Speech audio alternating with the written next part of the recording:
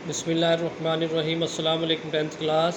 आज हमारा lecture number 35 है। एसिड बेसिस एंड सॉल्ट्स का चैप्टर नंबर 10 हमारा कंटिन्यू है। आज जो हम पढ़ेंगे टाइप्स में से वो नॉर्मल और एसिडिक सॉल्ट्स को पढ़ेंगे। तो फर्स्ट ऑफ़ ऑल हम देखते हैं कि कितनी इसकी टाइप्स हैं। तो मैं आपको बताता चलूँ कि जो टाइप्स ऑफ सॉल्ट्स हैं वो 6 हैं।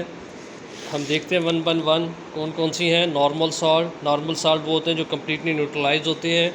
एसिडिक सॉल्ट जिसके अंदर एसिडिक सॉल्ट से मुराद ये है कि इसका मेरे का लिटमस पेपर का टेस्ट जो है वो एसिडिक करैक्टर शो करता है। और ये बेसिक सॉल्ट्स हैं। ये बेसिक सॉल्ट जो है इसका मतलब है इसमें जो है बेस के करैक्टर्स मौजूद हैं। डबल सॉल्ट का मतलब होता है कि ये दो सॉल्ट्स हैं, एक से ज़्यादा सॉल्ट हैं, एक से ज़्यादा सॉल्ट है। ये बेसिकली जो है डबल सॉल्ट ये दो नॉर्मल सॉल्ट के मिलने से बनते हैं, उनकी क्रिस्टलाइजेशन हो जाती है। इनको हम देखेंगे। इसके अलावा मिक्स सॉल्ट का मतलब होता है इसमें एसिड या बेसिक रेडिकल जो होता है वो एक से ज़्यादा होता है। और फिर कॉम्प्लेक्स सॉल्ट में जो है एनाइन या केटाइन, एनाइनिक या केटाइनिक रेडिकल्स जो है वो ज़्यादा होते हैं, वो कॉम्प्लेक्स होते हैं, वो एक या दो नहीं होते, वो कॉम्प्लेक्स होते हैं। हम वन बाय वन करके देखते हैं। सबसे पहले ये आपका जो टाइप्स ऑफ सॉल्ट्स हैं, ये जो यहाँ से यहाँ तक ये नाम जो है टेस्ट योरसेल्फ 1 का आंसर है। अब हम देखते हैं नॉर्मल और न्यूट्रल सॉल्ट्स। सबसे पहले हम इसकी डेफिनेशन देखेंगे कि नॉर्मल सॉल्ट की डेफिनेशन क्या है। यहाँ से जो है आपका टेस्ट ये अपना शॉर्ट एक्सरसाइज का शॉर्ट क्वेश्चन नंबर 10 स्टार्ट है। A salt form by the total replacement of ionizable hydrogen ion of an acid by a positive metal ion और ammonium ion is called normal और neutral salt. These are salt called neutral to litmus. That is इसका मतलब ये है कि ये salt जो हैं वो लिटमस पेपर या लिटमस सोल्यूशन के अगेंस्ट न्यूट्रल होते हैं, कोई कलर नहीं शो करते। HCl प्लस KOH इसकी एग्जांपल है, KCl प्लस वाटर। यहाँ तक ये शॉर्ट क्वेश्चन नंबर 10 है आपका। और इसमें जो कंप्लीट न्यूट्रलाइजेशन है और जो सॉल्ट बना है वो न्यूट्रल सॉल्ट होता है। इसी तरह सल्फ्यूरिक एसिड और जिंक ऑक्साइड जब रिएक्ट करते हैं तो जिंक सल्फेट बनता है और ये वाटर है। इसी तरह फास्फोरिक एसिड और अमोनियम हाइड्रोक्साइड जब आपस में रिएक्ट करते हैं तो सोडियम फॉस्फेट वजूद में आता है जो एक न्यूट्रल सॉल्ट है, और वाटर के मॉलिक्यूल जो हैं वो हासिल होते हैं।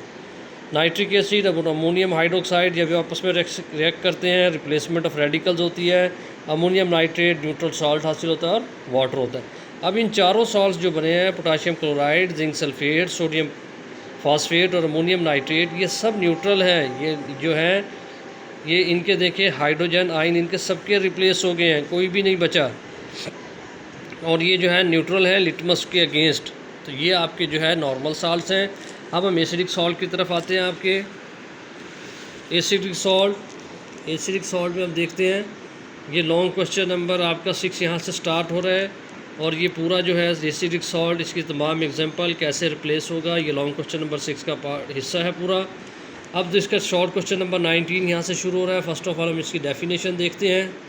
These salts are form by partial replacement of replaceable hydrogen ion of an acid और by a positive metal ion. अब ये जो है इसके अंदर देखिए सल्फ्यूरिक एसिड है, पोटाशियम हाइड्रोक्साइड है, ये एसिड है, ये बेस है। अब ये जो है इसमें पार्शियल रिप्लेसमेंट है, यानी एक हाइड्रोजन आयन अभी भी मौजूद है। ये फर्दर एक हाइड्रोजन, ये वाला सॉल्ट अपना फर्दर एक hydrogen ion, replaceable hydrogen ion जो है अभी भी जो रिप्लेस कर सकता है। तो इसलिए हम इसको कहते हैं ये एसिडिक सॉल्ट है, इसके अंदर एक रिप्लेसेबल हाइड्रोजन आयन मौजूद है। फिर हम डेफिनेशन पढ़ते हैं। These salts are form by the partial replacement of replaceable hydrogen ion of an acid by a positive metal ion. इसी तरह फॉस्फोरिक एसिड है, इसके अंदर 3 जो है रिप्लेसेबल हाइड्रोजन है। अगर हम सोडियम से साथ इसे रिएक्ट कराएंगे सोडियम NaH2PO4 बन जाएगा, इसका ये सॉल्ट बनेगा। लेकिन अभी भी इसमें रिप्लेसेबल 2 हाइड्रोजन मौजूद हैं, वाटर है। These salts turn blue litmus red. ये फिज़िकल प्रॉपर्टीज़ है एसिड्स की कि वो ब्लू लिटमस को रेड कर देते हैं। ये जो है बेस जो होते हैं हमने पढ़ा था। अब ये यहाँ तक शॉर्ट क्वेश्चन नंबर 9 है। Acidic salts react with base. अगर हम कॉन्टीन्यूस बेस डालते हो, उसमें सफिशेंट बेस मौजूद हो, तो फिर क्या होगा, रिप्लेसेबल हाइड्रोजन आयन रिप्लेस हो जाएंगे। जैसे इसमें एक हाइड्रोजन आयन है, ये रिप्लेस हो गया, K2SO4 H2O बन गया। इसी तरह सोडियम फॉस्फेट जो है, सोडियम हाइड्रोजन फॉस्फेट जो है, ये सोडियम हाइड्रोक्साइड से मिलेगा तो सोडियम फॉस्फेट बन जाएगा और ये वाटर के मॉलिक्यूल्स बनेंगे। तो ये देखिए, मैंने कल भी आप पिछले जो है लेक्चर में भी आपसे कहा था कि जब हम केमिकल रिएक्शन पढ़ रहे होते हैं, ये विदाउट प्रैक्टिस हमें मेमोराइज नहीं होते।